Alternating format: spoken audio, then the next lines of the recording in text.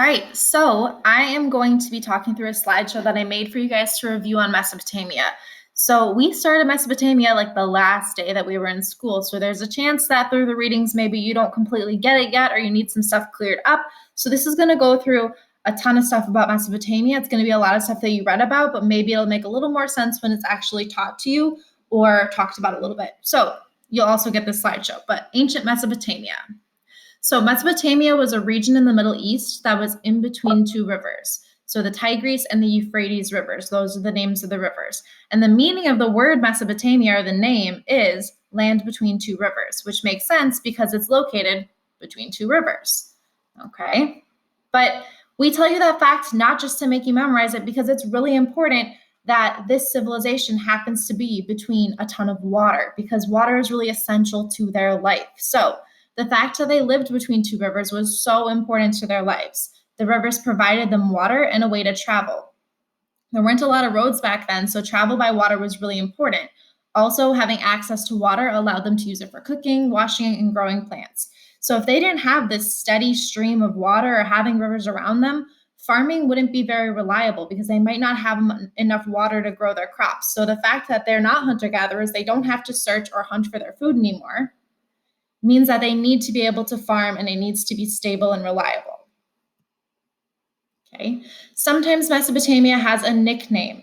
So near rivers, there are flat areas with soil called floodplains. The soil here is made of silt. If you remember from science, silt has really, really small particles, and the soil was fertile here, meaning that it was good for growing plants. So we've talked about like loamy soil and things like that in science. This is really good fertile soil, meaning you're going to be able to farm with it really well. So because of this, Mesopotamia was nicknamed the Fertile Crescent because it was an area of land that was great for farming. So right here, this is kind of showing you where Mesopotamia is, where my mouse is. And this whole area would have been called the Fertile Crescent because it was between those two rivers that provided a lot of nutrients to the soil. Okay, so floods and droughts. This is just something that's touched upon a little bit in the notes. So sometimes the rivers would flood and would wash their crops away. So if you flood, it can completely ruin your plants if you overwater things. But at other times there was a drought. And what a drought means is that there's not enough rain to actually sustain what they were growing, and things weren't going to grow in the proper way. Okay, so irrigation is another word that we talked about a little bit. Sorry for all the digging, that's IM or messenger. The Mesopotamians built irrigation canals to water their crops more constantly.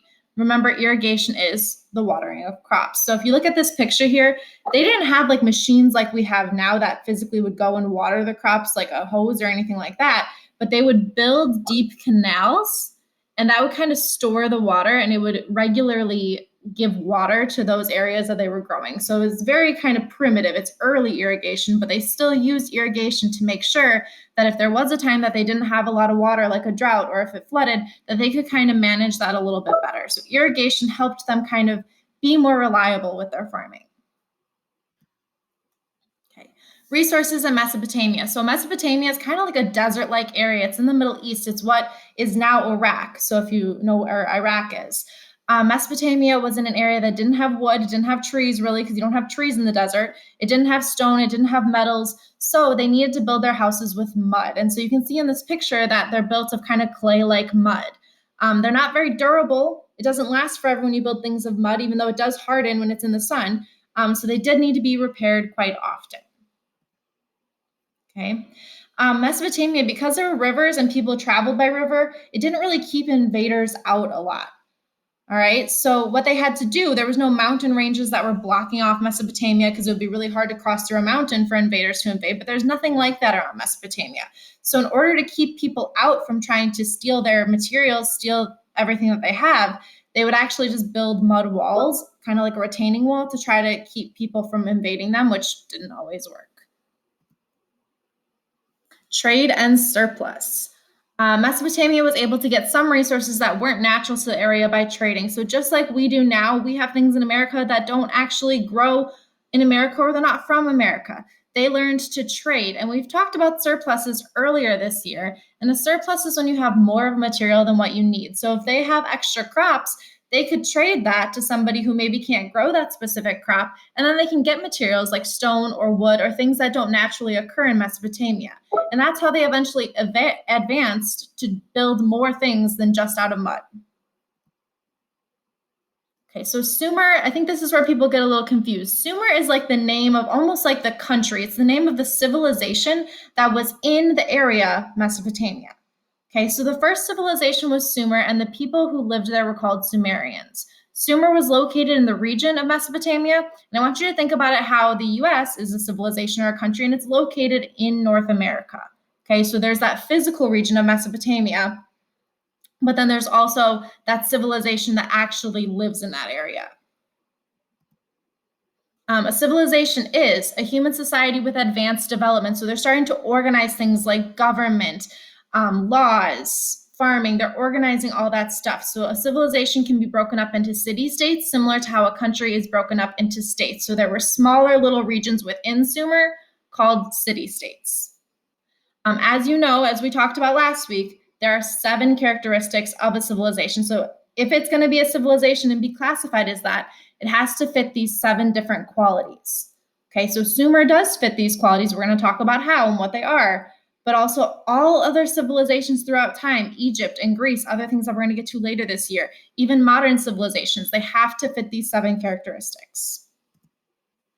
So the first one is reliable food supply. If it's going to be considered a civilization, you have to have that reliable food coming in and able to have that all the time. So this meant that the Sumerians were able to farm and produce food regularly. They didn't have to hunt or search for food. They built irrigation canals and plows to help make farming easier. So again, they can't tell when it's going to rain, so making irrigation made their food supply more reliable because they are always able to water their crops when they needed to, or most of the time. The next part is social structure.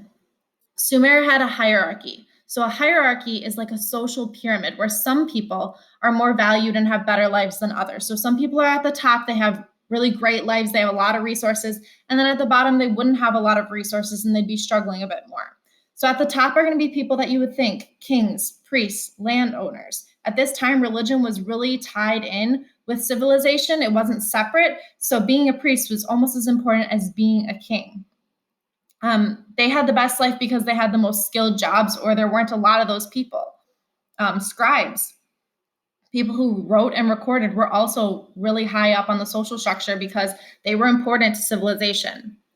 In the middle were artisans, merchants, and farmers. So people with specialized jobs. So if you were making pottery, or if you were a metal worker or a farmer, you had a really important job to society. So you're kind of like that middle class, that middle of the social pyramid. You're not a king, but you're still really important because you make things that people need. Okay, people who were skilled in certain, I covered this up, area were still very important to the civilization. At the bottom, like many other civilizations, were slaves, and they had less than everyone else. So slaves lived with their owners, and they didn't really have their own belongings. They were slaves.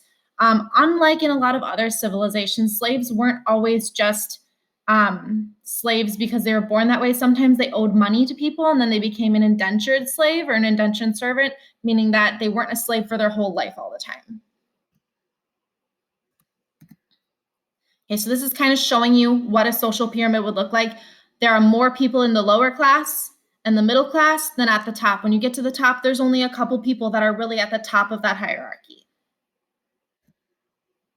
Okay, government is another area or classification of being a civilization. So Sumer had kings, and they were also called Enzis. They talked about that in the Brain Pop video. They also believed that their kings were gods. So I know that's kind of a weird thought, but they believed in polytheism, which means that they believed in having multiple gods. So they had gods that weren't living that they believed in, but they also thought all of their kings were a god to them. Okay. As kings usually are, they were in control of everything. So they controlled taxes, the army, laws, and they hired scribes to record for them. And again, a couple of us didn't quite get this before, so I'm going to keep saying it, but scribes were the people who learned to write cuneiform or pictographs, so the 2 types of writing. This is important because they recorded history, and most people didn't know how to write at that time, so it was a really specialized job to learn that. Okay, religion. So as I just said, Sumerians believed in having multiple gods, and that's called polytheism. Okay, monotheism is if you only believe in one god, which is what a lot of religions are now, but poly means multiple, so polytheism. They honored their gods at ziggurats. Ziggurats were temples that looked like pyramids. I have a picture of one later. Think back to when we read the Odyssey. So when we read the Odyssey, Odysseus thought that the gods were mad at him because he did something bad. He invaded Athena's temple. They also kind of had this belief that if they did good things, the gods would treat them well. And if they were bad, then the gods would kind of punish them. So they thought if they're loyal to their gods, that good things would happen to them, that they would prosper. Make sure, okay, the arts. So arts are one of the main parts of a culture. It's not just paintings and drawings. That's what we think of art as now, but the arts are any kind of those fine, specialized activities like music or clothing or pottery or architecture. And if you don't know what architecture is, it's the design of buildings. So they invented during this time the arch. So think of like an archway, kind of like that rounded doorway. These were all different aspects that kind of made this civilization stand out for what it is on its own because of their arts. Technology. Remember that technology doesn't just mean electronics. Technology is any invention that improves life. So a lot of times now we're saying, oh, my phone is technology, my computer is technology. But back then, any new advancement that improved their life was technology. So the wheel was technology.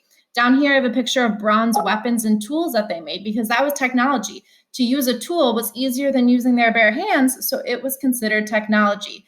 Way back the last day we were in school, we did that picture gallery and we were trying to guess what the different things were. And a lot of those were inventions. So you can look back there too.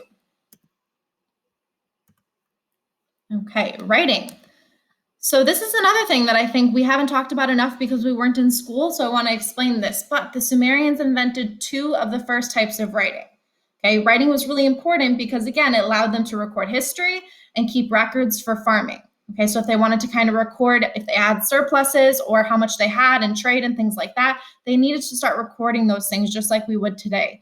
So the first type of writing was called pictographs. And these were small picture symbols. They looked a lot more like a literal item. So if they were maybe trying to say wheat because that was one of their crops, it would actually look like a little stalk of wheat. It looked like a little symbol would for pictographs. Eventually, they made a different form of writing called cuneiform, and cuneiform was more like how we have letters. They didn't look like our letters, but they were wedge symbols, and those wedges stood for different things that if you put them together, they had meaning. So you had to really understand how to read cuneiform, whereas with pictographs, you could kind of infer what that picture kind of looks like. Okay, they would use a tool called a stylus to write. Sometimes people use styluses on their phones right now to kind of have like a little pen for their phone. So you might have heard of that word before. And again, the people who did the writing was not everyone, it was just scribes. So here's a picture of pictographs. So as you can see, this kind of looks like wheat. And we might not know what everything means, but it was a lot more literal than when you see cuneiform. So cuneiform looks more like this. They're wedge-shaped symbols, and depending on their direction and their actual shape, people would know what that meant. Okay, and then the last thing I have is ziggurats. So I talked about this earlier, but I wanted to go more in depth. A ziggurat is not just a temple. So it was a temple, people would go to pray there, priests would be there, but also it was a center of city life. So they would build this kind of in the center of their city, literally. And think about it as like a city hall is today. Okay, they prayed there, but they would also collect taxes there. They would do trades there, kind of anything that they wanted to do as a community, they might kind of gather at or in the ziggurat. So that's why they were important. And this is a picture of what it would look like. So it kind of looks like a pyramid. Remember that this is earlier than Egypt. So pyramids aren't quite around yet. So this is almost like an earlier version of what a pyramid looks like, but it's not the same use. Pyramids were not used as the center of city life. Okay. So that's the end of my slideshow. I'm hoping this helps. Please use this when you're doing your study guide because some of this is really going to translate well to what you need to do on your study guide. And of course, rewatch it as you need or reach out with questions because we're going to be testing early next week.